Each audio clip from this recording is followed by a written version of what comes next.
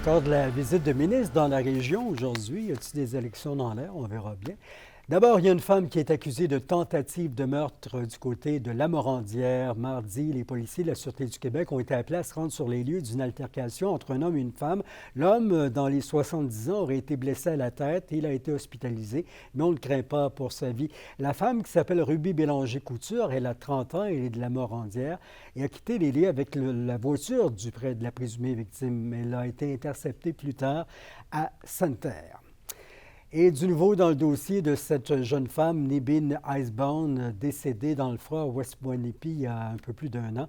Après des investigations du Bureau des enquêtes indépendantes, le directeur des poursuites criminelles et pénales ne porte pas d'accusation envers les policiers du service de police Eyu Inu. À la suite de l'analyse, le DPCP croit que la preuve ne révèle pas la commission d'une infraction criminelle par le policier du service autochtone impliqué dans l'événement.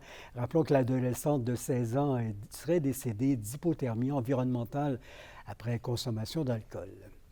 Les visites de ministres du gouvernement Legault, on le disait, dans la région s'additionnent depuis le début du mois passé. Aujourd'hui, à l'UQAT, la ministre des Ressources naturelles annonçait un partenariat pour la restauration des sites abandonnés. Vincent Tremblay nous dit son nom. En l'espace de 23 jours, 5 ministres ont défilé à l'aéroport régional de Rouyn-Noranda après Christopher Skeet, Christine Fréchette et Jean Boulet. C'était au tour des ministres des Ressources naturelles et des Relations avec les Premières Nations d'être de passage en Abitibi-Témiscamingue. L'objectif, c'est de rencontrer les Premières Nations, donc communauté de Québec et Wenawee demain.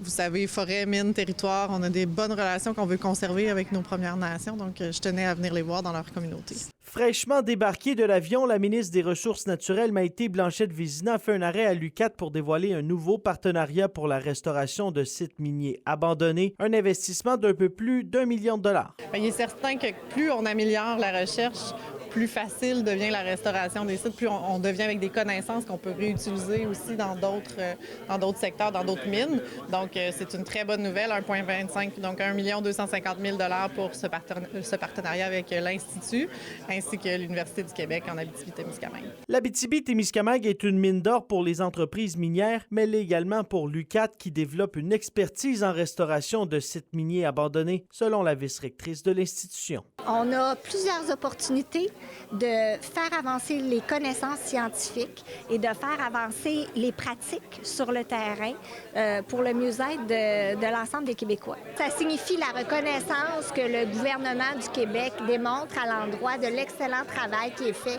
par nos chercheurs et chercheuses de l'Institut de recherche en mines et en environnement. Donc, c'est clair que nous, on reçoit ça vraiment comme une tape dans le dos. On se dit, bien, c'est vrai qu'on est les meilleurs au Québec, clairement, pour réfléchir à toutes ces questions-là de restauration de sites miniers. Après l'annonce d'aujourd'hui à Rouyn-Noranda, Maïté Blanchette-Vézina et Yann Lafrenière rencontrent le chef de Québec, Len Seaman, en soirée, et vendredi, ils seront à Winoway pour rencontrer le conseil de bande. Vincent Tremblay, RNC Nouvelles, à Rouyn-Noranda. Beau sourire de M. Bernard. C'est ce matin à Val-d'Or que s'est déroulé le lancement du partenariat entre Expérience Québec et le service conseil Your Team International pour une offre bonifiée en immigration chez nous. En cette période de pénurie de main-d'œuvre, c'est une collaboration qui permet aux entreprises de l'Abitibi-Témiscamingue de recruter à l'international tout en étant épaulées dans le processus d'immigration. Selon les partenaires, un service clé en main pour les entreprises permet une rétention de la main-d'œuvre dans la région. Et dans le monde municipal, un nouveau pacte fiscal qui est conclu avec le gouvernement du Québec et les municipalités pour les 4 prochaines années. Une nouvelle entente qui permettrait d'attaquer les défis les plus importants avec lesquels les municipalités jonglent depuis plusieurs mois, dont la crise du logement, la transition climatique et l'entretien des infrastructures essentielles. Selon le préfet de la MRC dans la Vallée de l'Or, Martin Ferron, la formule permet aux municipalités de régler des dossiers plus rapidement. Et Opération Nez Rouge est officiellement de retour. Dans moins de 3 semaines, vous pourrez, si vous habitez Rouyn-Noranda et La Sarre, l'utiliser. À partir du 24 novembre, c'est dans plus de 600 municipalités. On sait que Val-d'Or et Amos n'en font plus partie depuis un certain temps. Rouyn-Noranda, donc, et La Sarre avec Nez Rouge. Le club de natation Les Dauphins assurera le bon fonctionnement de l'opération à Rouyn-Noranda et collectera les dons. Et Forage Roulier et l'UQAT souhaitent reproduire la bonne entente économique développée avec les Cris et les Inuits maintenant du côté des Anishinaabeg de l'Abitibi-Témiscamingue. Ils annoncent pour ce faire une entente pour développer un projet de recherche qui servira à établir les meilleures pratiques de développement de partenariat d'affaires avec ces communautés. Comment ça va se passer d'après ce que vous en savez?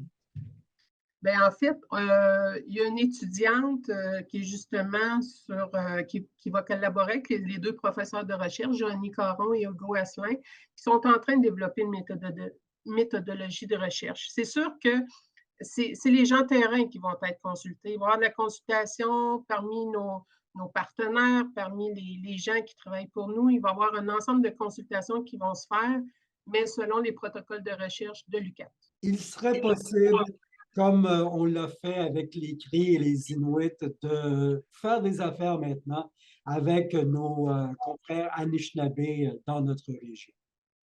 Absolument, oui. C'est un souhait que ça fait longtemps qui est présent.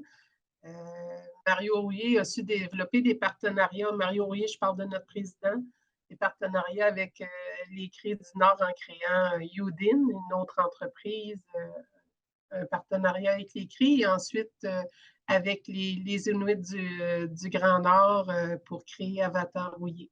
C'est un projet quand même qui s'échelonne sur 3 ans.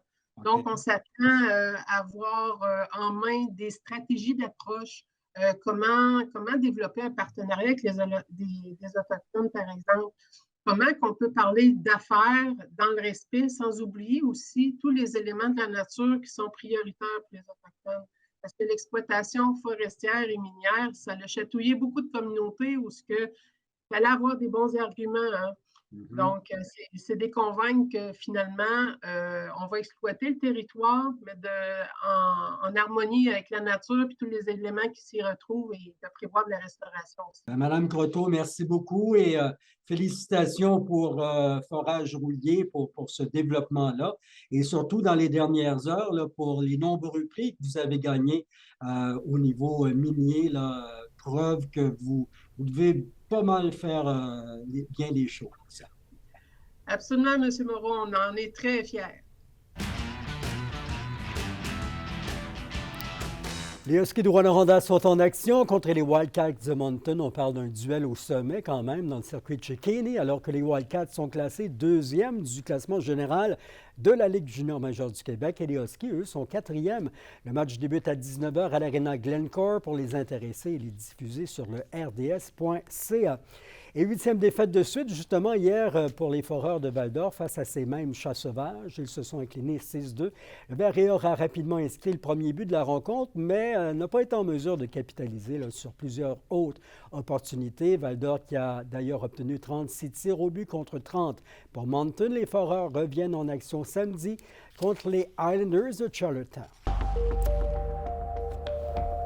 Des nuages ce soir et cette nuit, il y a près de 60 de risque de flocons ou de pluie avec de 1 à 2 degrés. Demain, vendredi, de la neige au lever du soleil qui se transforme en pluie intermittente avec un maximum entre 5 et 6. En aperçu samedi, le Témiscamingue vivra une alternance soleil-nuage avec 3 degrés. Il fera sous les nuages, combien en Abitibi? 1 degré, d'accord.